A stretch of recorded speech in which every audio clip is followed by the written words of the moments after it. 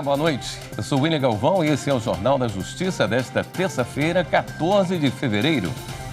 Ministra Rosa Weber, presidente do Supremo Tribunal Federal e do Conselho Nacional de Justiça, reafirma o compromisso da magistratura em tratar com prioridade as demandas da sociedade. Hoje, Rosa Weber presidiu a primeira sessão do ano do CNJ. Esse é um dos destaques da edição de hoje e você acompanha também. Conselho Nacional de Justiça decide pelo afastamento da juíza Ludmila Lins Grilo do TJ de Minas Gerais. Procuradoria-Geral da República denuncia mais 139 pessoas por participação nos atos antidemocráticos. E ainda, Polícia Federal faz nova operação contra a extração e venda ilegal de ouro em Roraima.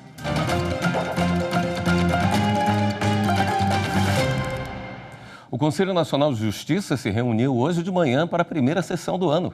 A presidente do CNJ e do Supremo Tribunal Federal, ministra Rosa Weber, reafirmou o compromisso da magistratura em tratar com prioridade as demandas da sociedade.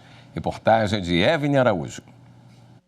Rosa Weber, no discurso de abertura, relembrou o compromisso feito por ela na primeira sessão que presidiu à frente do Conselho Nacional de Justiça de dar tratamento prioritário às minorias. A ministra também falou sobre a luta pela independência do judiciário para garantir a democracia, principalmente depois dos atos do dia 8 de janeiro. Hoje, nesta primeira sessão presencial de 2023 do Conselho Nacional de Justiça, reafirmo que o Poder Judiciário brasileiro como um todo segue incólume em seu elevado mistério de dizer e tornar efetivo o direito, viabilizando a vida em sociedade e realizando o valor justiça, no âmbito das respectivas funções jurisdicionais e administrativas, pautados sempre pela Constituição e pelas leis da República.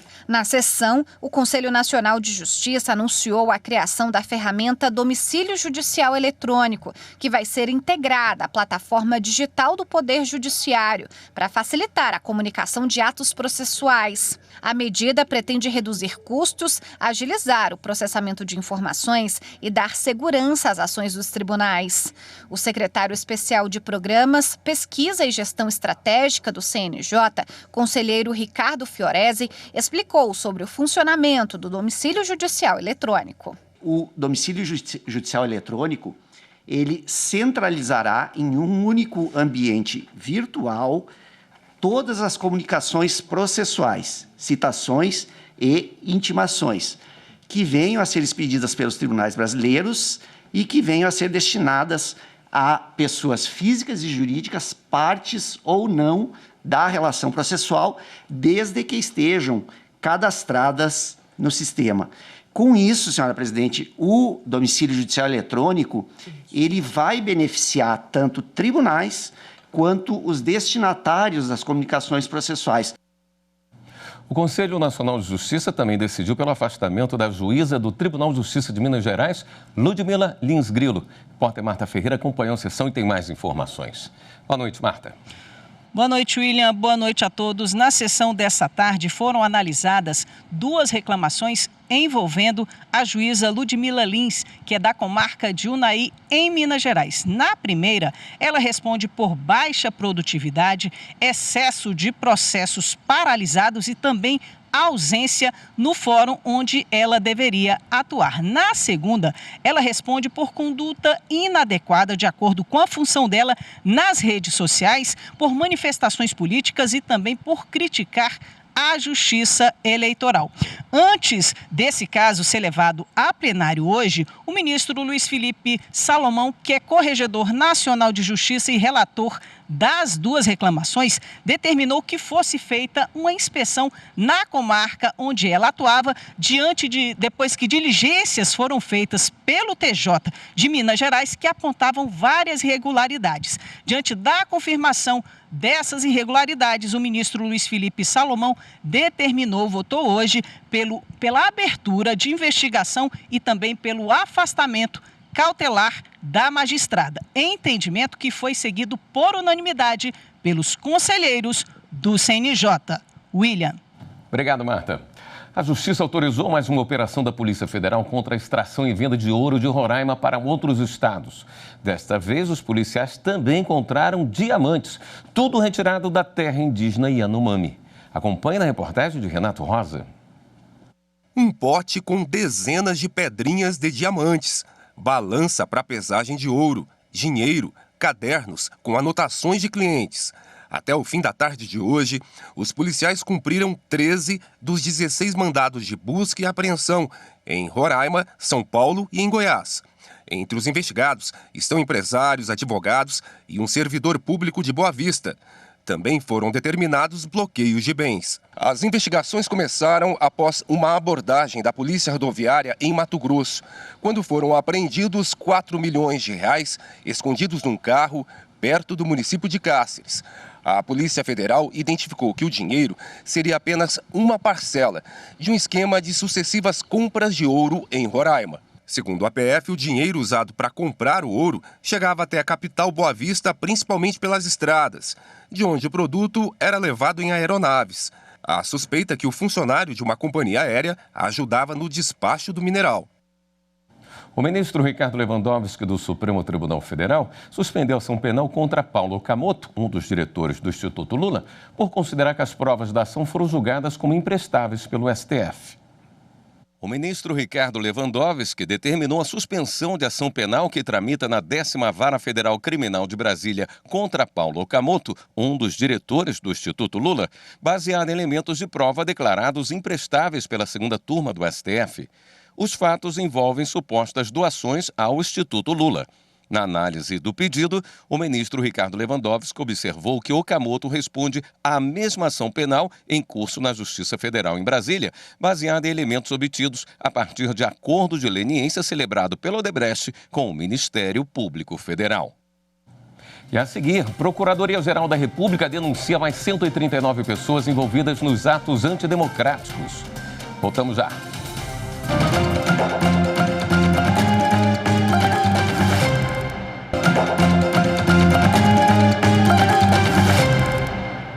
A Procuradoria-Geral da República denunciou mais 139 pessoas por participação nos atos antidemocráticos do dia 8 de janeiro.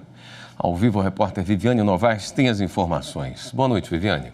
Boa noite, William. Boa noite a todos. Olha, a PGR encaminhou as denúncias contra 137 pessoas presas em flagrante no Palácio do Planalto e contra 2 extremistas presos na Praça dos Três Poderes com rojões, cartuchos de gás lacrimogênio e explosivos caseiros. Eles foram denunciados por associação criminosa armada, abolição violenta do Estado Democrático de Direito, golpe de Estado e dano qualificado contra o patrimônio da União, por exemplo. As denúncias são assinadas pelo Subprocurador-Geral da República, Carlos Frederico Santos, coordenador do Grupo Estratégico do Ministério Público Federal de combate aos atos antidemocráticos do último dia 8 de janeiro. Um relatório do Instituto do Patrimônio Histórico e Artístico Nacional aponta prejuízos de 9 milhões de reais só no Palácio do Planalto. Até agora, 830 pessoas já foram denunciadas pela PGR. Vale lembrar, William, que agora o STF deve decidir se aceita ou não a denúncia da Procuradoria-Geral da República. William. Muito bem, obrigado, Viviane. Daqui a pouco tem sessão plenária no Tribunal Superior Eleitoral. As informações com o repórter Henrique Amaral. A pauta de logo mais tem 24 processos. E o destaque da sessão de daqui a pouco é uma decisão referente a uma AIGE, uma ação de investigação judicial eleitoral do Partido Democrático Trabalhista, o PDT, contra Jair Bolsonaro, ex-presidente da República, que disputou a reeleição à presidência no ano passado. O plenário vai decidir se referenda ou não uma decisão do Corregedor-Geral da Justiça Eleitoral, ministro Benedito Gonçalves. O ministro Benedito manteve na AIGE uma minuta de decreto de estado de defesa apreendida na casa do ex-ministro de Justiça, Anderson Torres. A sessão plenária do Tribunal Superior Eleitoral começa daqui a pouco, às 7 horas da noite. A 6ª Turma do Superior Tribunal de Justiça anulou um processo a partir de audiência em que o juiz inquiriu 6 testemunhas sem a presença do Ministério Público. Repórter Rafael Porfírio. No entendimento do colegiado, a atitude do magistrado violou o devido processo legal e o sistema acusatório, tendo em vista que as informações apresentadas pelos depoentes foram consideradas na sentença. O caso envolveu o ex-prefeito de Pinheiro Machado, no Rio Grande do Sul, Luiz Fernando de Ávila Leivas, acusado de desviar recursos públicos em favor de terceiro. A Justiça Estadual entendeu que a inquirição das testemunhas feita pelo juiz caracteriza nulidade relativa, dependendo de arguição e demonstração de prejuízo, o que no caso dos autos não teria ocorrido. No STJ, a sexta turma deu provimento ao recurso especial e anulou a audiência de instrução e todos os atos praticados posteriormente no processo, determinando o retorno dos autos à origem. Para o relator, ministro Sebastião Reis Júnior, a ausência do MP na audiência de instrução não permite que a autoridade judicial assuma as atribuições do órgão e que o juiz violou o devido processo legal e o sistema acusatório, o que implica o reconhecimento de nulidade da colheita de provas feita, além da necessidade de renovação dos autos processuais contaminados. Com autorização da Justiça, o Ministério Público de Santa Catarina realizou hoje a terceira fase da Operação Mensageiro, que investiga fraudes em licitação no setor de coleta de lixo no estado.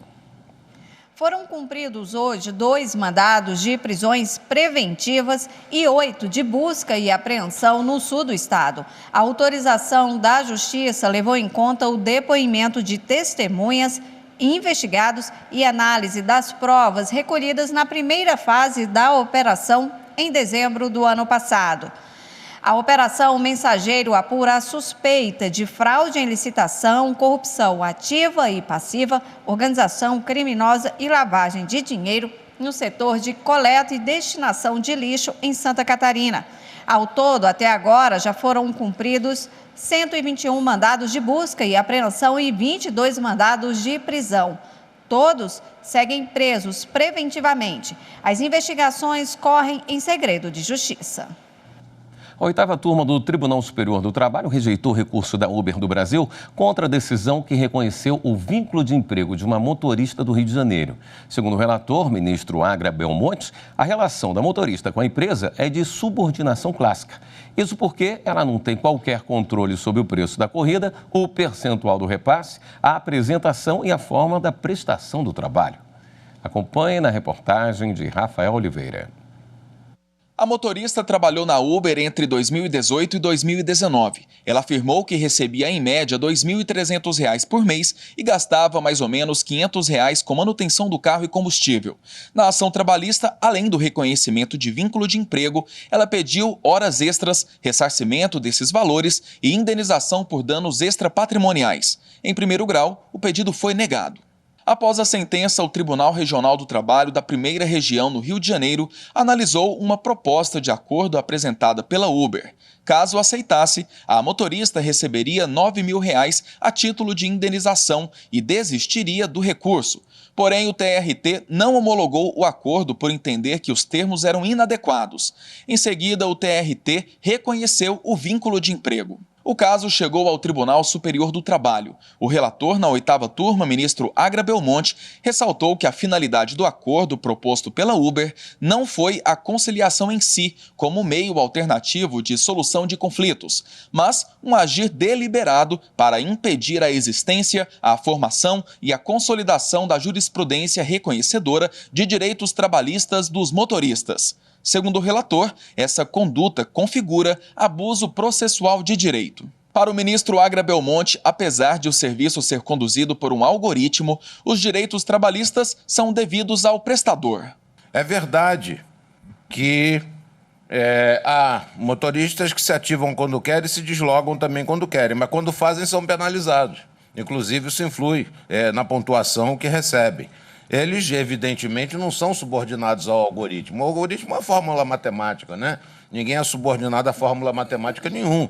Eles são subordinados a pessoas físicas ou jurídicas que se servem do algoritmo para controlar a prestação de serviços. E é esse controle do meio produtivo que fez com que a CLT, em 1943, adotasse a compreensão de que o trabalhador empregado é o economicamente dependente do tomador de serviço, como está no artigo 3º da CLT. É por isso que lá foi utilizada a palavra dependência. A subordinação, que é outro aspecto, ela está no artigo 2º da CLT. A subordinação está no campo executivo de cumprimento de ordens.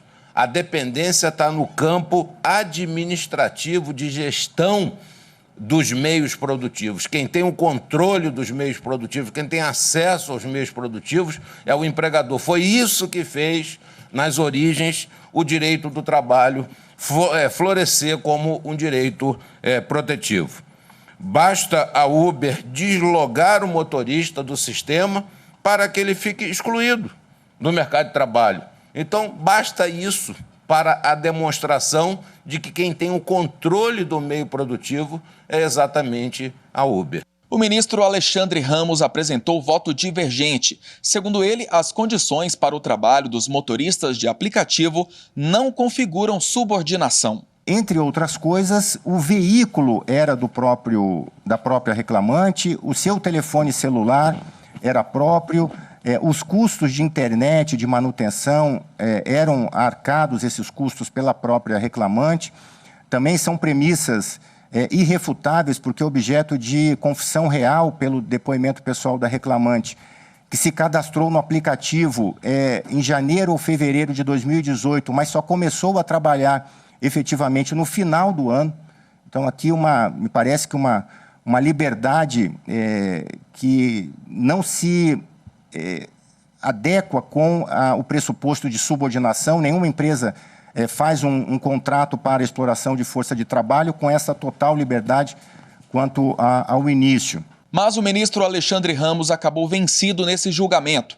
Assim, por maioria de votos, a 8ª turma do TST rejeitou o pedido da Uber, que pretendia homologar o acordo proposto e evitar o vínculo de emprego da motorista. Vale registrar que a questão do vínculo de emprego entre motoristas e plataformas de aplicativos ainda é objeto de divergência entre as turmas do TST. A matéria já está sendo examinada pela Seção 1 de Dissídios Individuais, que uniformiza a jurisprudência trabalhista, mas o julgamento foi interrompido para que o tema seja submetido à sistemática dos recursos repetitivos.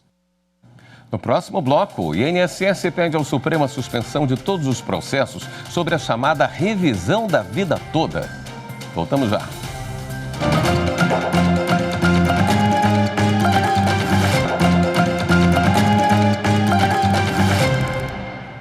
Os Ministérios Públicos Federal e do Estado do Paraná recomendaram que órgãos competentes adotem medidas para impedir autorizações irregulares de instalações de energia elétrica em área de preservação permanente no município de Guaraqueçaba. A recomendação foi direcionada à Prefeitura da cidade, ao Instituto Água e Terra e à Companhia Paranaense de Energia, Copel. A atuação conjunta dos Ministérios Públicos Federal e Estadual tem o objetivo de evitar danos ambientais em áreas de preservação permanente e reforçar o controle normativo e fiscalizatório. O INSS pediu ao Supremo a suspensão de todos os processos sobre a chamada revisão da vida toda. Quem tem os detalhes é a repórter Viviane Novaes. A revisão da vida toda permite que o aposentado peça ao INSS que as contribuições antes de 1994 sejam levadas em conta no cálculo da aposentadoria, numa tentativa de aumentar o valor do benefício. Em dezembro passado, o Supremo Tribunal Federal julgou que esse tipo de revisão é constitucional. O INSS afirma que tem total disposição de cumprir a decisão do Supremo e que vai precisar se reorganizar para atender todos os pedidos que vão ser apresentados. Também argumenta que poderá haver um desperdício de dinheiro público se a decisão for modificada. O INSS pede que os efeitos da decisão sejam temporariamente suspensos até o trânsito em julgado, quando não cabe mais nenhum recurso. Não importa a idade, dominar novos campos pode fornecer habilidades que fazem a diferença em qualquer profissão. O domínio de certas ferramentas tecnológicas, por exemplo, garante vantagem competitiva na carreira. A orientação é do Tribunal Regional do Trabalho de Goiás. Confira na reportagem de Gustavo Toledo. Mexer com tecnologia é a praia de Anderson há mais de 10 anos. Formado em sistemas da informação, ele sabe que dominar essa área é um diferencial no mercado de trabalho. Todo mundo tem uma certa facilidade ali de usar um celular, uma rede social, mas às vezes não se preocupa em entender o que está acontecendo por trás disso. Então, muitas vezes, esse conhecimento ele fica restrito e às vezes falta um pouco. E aí, no nosso caso, da tecnologia da informação, nós temos esse conhecimento um pouco mais profundo que permite que a gente converse com as outras áreas, os profissionais de outras áreas e entenda como que nós podemos, do ponto de vista tecnológico, agregar nessas áreas de atuação para garantir mais produtividade para esses profissionais. Mas não é só o profissional da área que precisa entender de tecnologia da informação, não. Hoje em dia, conhecer um pouco dos conceitos e ferramentas tecnológicas tem sido pré-requisito para ganhar mais e ser mais competitivo no mundo corporativo. Isso vale para qualquer profissão. Se para você ainda é estranho falar sobre banco de dados, computação em nuvem, internet das coisas, então é bom começar a se familiarizar com esses temas, porque a tecnologia avança e você não pode ficar para trás. Segundo este professor, o profissional precisa saber, por exemplo, como proteger os dados pessoais e da empresa, a chamada segurança da informação. Se você tem dado, você sabe o que um usuário quer, quais são as suas preferências, sua localização para ofertar produtos e assim por diante. Quando se fala no contexto de cibersegurança, é totalmente vinculado, porque eu tenho dados que são disponibilizados, entretanto eu preciso garantir uma certa segurança para essas informações que são trafegadas. Então são profissionais e atuações que colaboram entre si, de tal forma que eu preciso de ter dados para fornecer mais interatividade com as aplicações, mas eu também preciso garantir segurança dessa informação que é trafegada via rede. Ele explica que o distanciamento social na pandemia da Covid-19 incentivou o uso da tecnologia. E hoje, quem sabe usar as mídias sociais e se comunicar por vídeo está um passo na frente. Conhecer sobre redes sociais é algo importante para qualquer profissão hoje, né? É uma forma de você mostrar o trabalho que está sendo feito. Entender um pouco sobre como armazenar dados na nuvem e ser curioso para aprender como funcionam os aparelhos inteligentes que se conectam à web, a chamada internet das coisas, também é importante. Eu tenho dispositivos que eu posso manipular à distância. Eu posso, por exemplo, programar a minha casa de tal forma que quando eu estiver saindo do meu trabalho eu tenha a luz acesa, eu tenho o ar-condicionado já ligado. Então, isso é a internet das coisas, né? Conectar os dispositivos do dia a dia à internet. E onde que entra a computação em nuvem, computação em cloud? Bem, eu tenho uma quantidade massiva de dispositivos que estão conectados à internet, né? E a cloud, ela não se diz respeito apenas a armazenamento, ela diz respeito também a processamento. Então, tem algumas informações que não conseguem ser processadas, por exemplo, do meu relógio inteligente. Eu preciso tirar essa informação, esse dado que está ali e passar por um equipamento que tem maior poder computacional. Em alguns casos, só a nuvem conseguiria processar. E se você tem resistência à tecnologia, calma. O Anderson diz que não é bicho de 7 cabeças. Então, hoje, a gente não vê as pessoas com receio de usar um GPS, por exemplo, seja no celular ou na central multimídia do carro. Isso, basicamente, é um sistema de tecnologia, um sistema de informação. Mas a gente está preocupado com o problema e a gente entende até certo ponto o que é um GPS, o que é um aplicativo, como ele funciona e como ele pode nos ajudar. Então, acho que a gente não espera que todo profissional vire um especialista de tecnologia, mas dentro das camadas ali de profundidade que a gente precisa aprender, com certeza nenhuma delas é um bicho de 7 cabeças. O profissional não precisa ser especialista em tecnologia e a qualificação é o caminho para se destacar no mercado. Nós ofertamos cursos FIC, que são cursos de extensão para a comunidade. Eles são cursos curtinhos, em alguns casos 3 meses, 6 meses, 1 ano. São cursos que fornecem uma capacitação bem pontual para aqueles que desejam entrar no mercado de trabalho e que pode ser até mesmo o pontapé para fazer cursos de mais longa duração. Então, nós temos sim, diversos cursos. Convido a todos que estão assistindo essa entrevista a acessarem nosso site, né, ifg.edu.br.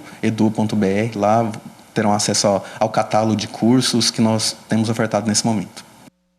Esta edição do Jornal da Justiça fica por aqui. Uma boa noite para você. Até amanhã.